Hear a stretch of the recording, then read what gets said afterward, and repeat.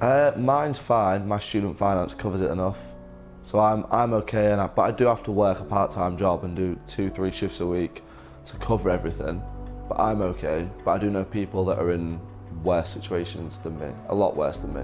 I've got a job that I work 2-3 times a week. Student finance just covers the majority of my rent, but not all of it. So I have to work just to keep that up. It helps me enjoy life, maybe things that I don't need but want and feel like I deserve as a student. But I guess I feel like it's just part and parcel. My parents both had to work when they were at university, so I guess I'm okay with that. But I know a lot of people do really struggle with the amount of money they've got.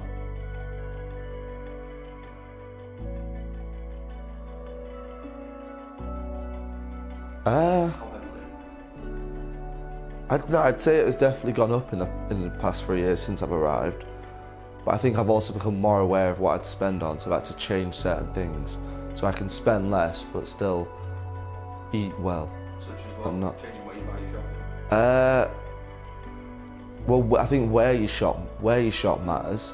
Because I think obviously if you shop for convenience, like somewhere close to you, it's going to be much more expensive. Like I noticed that, like the corner shops are trying to rip you off, like the local Sainsbury's and the Tesco's are trying to rip you off, whereas you have to go to the bigger ones, so it's more travel. But I do say like protein and eggs are quite expensive, but the stuff that you don't really want to eat as much, like just straight up carbs and food that isn't good for you, I'd say that's more expensive. And cleaning supplies, they're always surprisingly expensive. The shower gels and the shampoos or kitchen roll. A bit, but not a lot. I think I'd manage, but yeah, not significantly, but in certain situations maybe, yeah.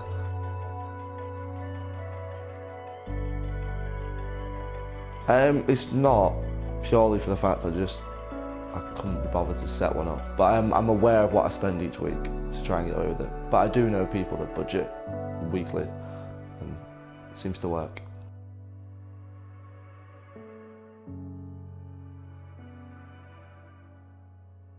I wouldn't say so, no. Not by the government or councils. I mean, there are food banks, but I feel like they're not for students. They're for people that are actually suffering, that have children to feed. So I'd feel diminished as a person going to a food bank, I think, as a student. So yeah, I don't think they're helping us out.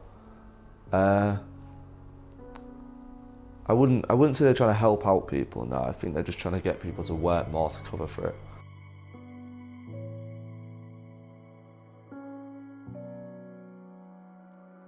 Probably has at times, yeah, it has made things really difficult at times. I've been better at budgeting this year, but definitely last year and first year, so the first 2 years of university, I was definitely worse off financially and struggled, probably mentally, because I wanted to go out and see friends and have fun and experience things in the city, and I felt like I couldn't do that without going broke. And that was, yeah, I think that's a looming thing in the back of your head.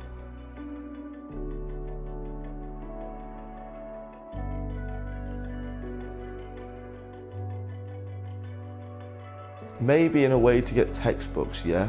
I think to get textbooks, yeah, it becomes more difficult, especially if you want to take it home and mark it and look for it properly. But other than that, I think the university provides enough equipment at the libraries and the facilities to be able to study properly. I had a laptop and it got broke. I've not been able to afford a new one. So, unfortunately, I've had to do all the work at the library. But I've been fortunate enough this third year, especially, to be able to go to the library myself. I only live 5 minutes away, so that's convenient. If student finance was more, had better exceptions, then yeah, I probably would have a laptop and that would make my life a lot easier.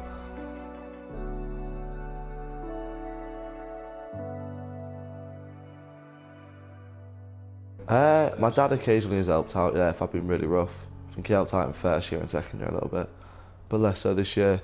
But I think he helped out more in the second year because he wanted to see me have more fun. And he knew first year I'd spent a lot of time just working or studying and not doing anything that I really wanted to do.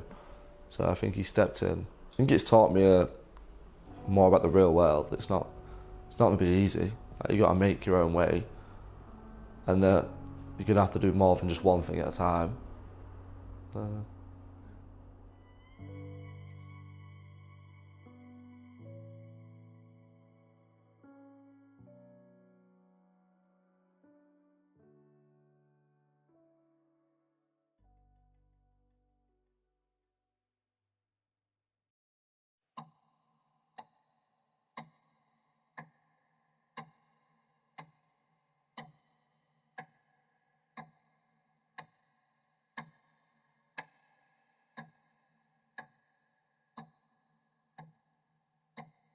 My name's Paul Harris and I am the assistant manager here. And when did the food bank open? So food bank opened, I think it must be coming up to 12 years ago now. So yeah, it's been around quite a while. And how long have you worked here for? So I'm coming up to 2 years here, yeah, nearly 2 years. And what age range do you cater to the most, do you think? There's quite a spread across the different age ranges. The total amount of people our parcels go up to under 18, so children make up about a third of that number, which is quite alarming sort of whenever we see that. But it's there's not a typical sort of age range, which sometimes surprises us. And do you have many regulars who've been coming here since the pandemic? We don't have regulars in a sense, so we have a loose guideline of that people can have 3 vouchers within 6 months, because the food parcels are designed for people in crisis, and so the idea is that they might need a food parcel or 2 or 3 for a few weeks, but then hopefully they get paid again or their money situation sort of becomes better. And so we don't have regulars in that sense, although I think the problem at the moment is with people getting such deep situations, they can remain in crisis for a number of months. So we do see people coming back in those situations. And our centres will often, they're sort of community hubs in a way sometimes, where people can come and interact and not feel isolated and stuff. So we do see people come for that reason as well. When do you see your biggest rise in customers in the year? Winter is always the big one, so sort of leading up to December and Christmas, and then they go up at Christmas, they go up through December, and then sort of just don't go back down again in January. Although numbers have settled a little bit now. Get into summertime. Yeah, so, yeah. Yeah. And then what would happen to the community if this establishment didn't exist? It's really worrying that a food bank started as sort of like a cupboard in the back of a church to help a few people, and now we have to have warehouses to store enough food to help so many people, that it just is really worrying what would happen to those people, the people that we contact us to say that they've got no food in their cupboards, or all sorts of situations. They've just got out of hospital or they haven't got paid, or they've just lost their job, or all sorts of reasons that it would be, I just don't imagine what would be going on if they weren't able to get some emergency food, really.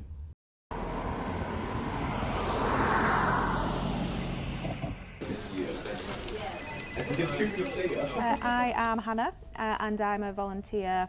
What am I? I don't actually know what I am. I'm Hannah and I'm a volunteer at Salford Food Bank. How long have you worked here for? I've been helping out at the food bank since November 2023. What do you think would happen to the community if this establishment didn't exist? I think without Salford Food Bank, a lot more people would struggle, especially people that are in crisis. This is a real kind of service that supports and helps the community and enables them to get back on a better footing. So I think there would be a big gap in the community without the food bank. So how many hours typically do you work?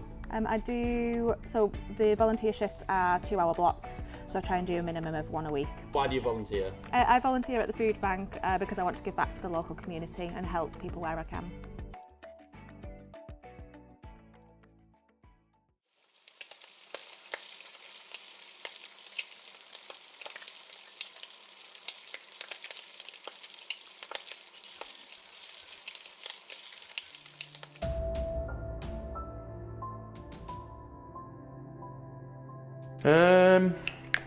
I'd say I go every Monday because that's when I get most of my money in, but to be honest with you, it depends on what I buy. So if I buy bigger things like butter, they sometimes last longer, so I'll have to go for a little top up here and there for little things like wraps, because I go through wraps like nobody's business.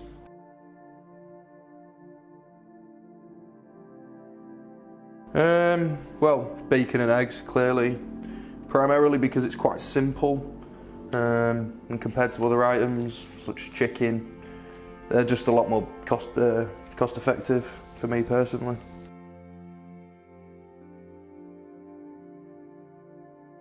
Not so much change my meal plans, more that I don't get the opportunity to cook anymore because the ingredients are just too expensive. Because you pick up a recipe that you think you might like to try and make, but if you're buying fresh ingredients and you're only using them for the one recipe, they just go bad too quickly, and you end up throwing most of it away, to be honest. Even like a big bag of spinach, unless I have it over 3 or 4 days, it's just going to go bad and I end up wasting food.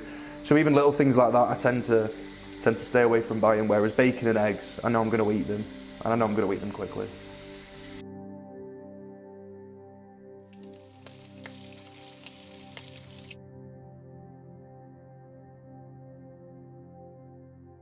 To be honest with you, I never really thought twice about stuff at home. My mum, had 3 boys, so she was very accustomed to filling the house with food. So there was always stuff in the freezer. There was always pizzas, things like that, junk food and fries and things like that. So to be honest with you, in a bid to become healthier as well and to save money, I'd say things like fries, potato wedges, bulk items that you put in your freezer, especially the brand ones. They're just too expensive and they take up too much space. So I don't buy frozen packets of things anymore, things like that. Chicken's another one. I rarely buy chicken. It's probably one of the most universal foods out there, but because of the price, it just isn't worth it. So you've got to look for alternatives. Hiring? Aren't you tired of hoping the right candidates see your job posts and apply? It's like trying to find a needle in a haystack. That's why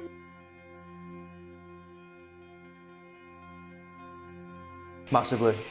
I remember when we first came to university, we were fortunate enough to have a lad called Johnny in our flat who had a car and was able to drive us to Lidl, Aldi, sorry, which obviously best budget supermarket there is. And back then it was a case of going once a week, 30 quid, buying bulk items and having enough food for the rest of the week. Second year was a little bit different again because we were fortunate enough to live across the road from Lidl, which is also very cheap. However, this year, paired with the fact that we now live next to Sainsbury's, so that's our main supermarket, the amount of money that I spend on food is just ridiculous. And it's one of them where you're having to decide between buying food that you actually enjoy or just the cheap stuff, which, to be fair, there's a new company, I say new, I don't know how old it is, but Stamford Street, they've blown up in popularity, and to be honest with you, that's a sign of the times, the amount of Stamford Street products that there are now. Just because they're so much cheaper, and although they aren't as good, tasting as the more expensive stuff, it's not a case of sacrificing complete flavour for price, if you see what I mean.